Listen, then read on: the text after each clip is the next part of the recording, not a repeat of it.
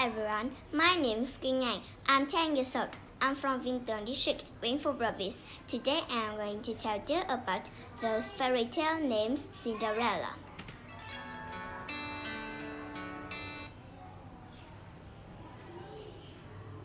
Once there lived a sweet-tempered girl whose name was Cinderella. Unfortunately, her mother died young and her father married again.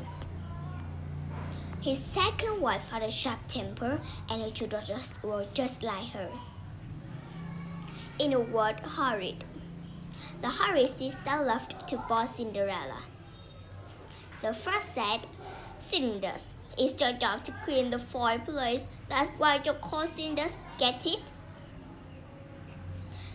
And before she had finished sweeping the grate, the second sister said, "Cinders, don't draw the light of the fire and make me a hot bath with sweet-smelling candles." And as she was hitting the bath, the horrid mother said, "Cinders, where have you been to the market yet?"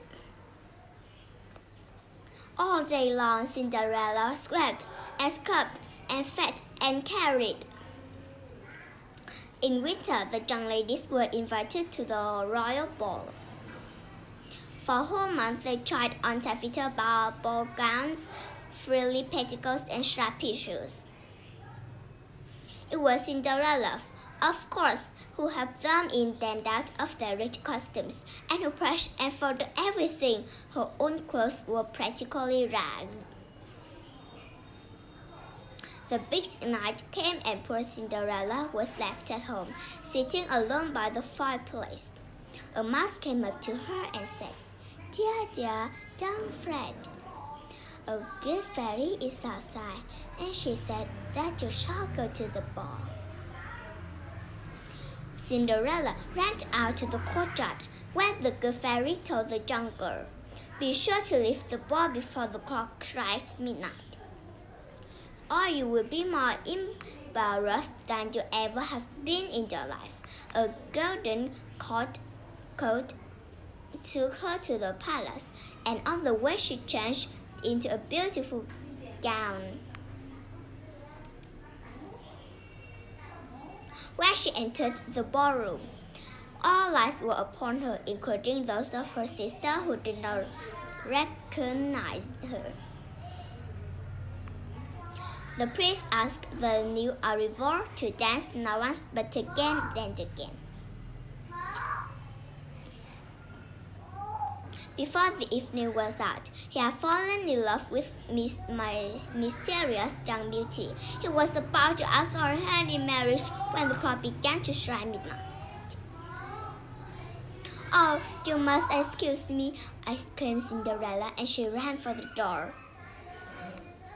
As she dashed down the steps, one of her dancing slippers fell from her foot, and she had to hop to the coat.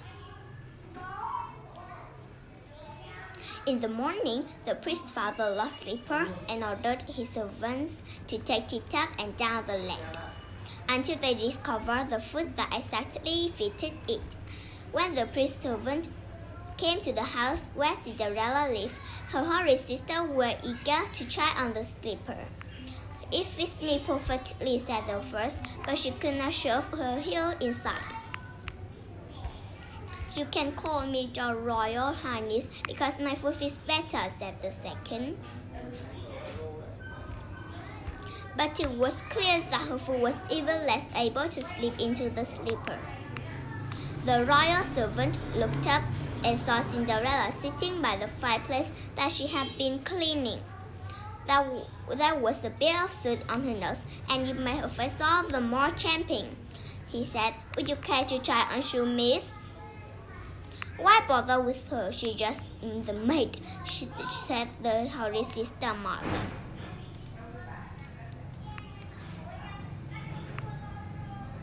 "I'd like to try, thank you," said Cinderella. Her foot slipped in perfectly.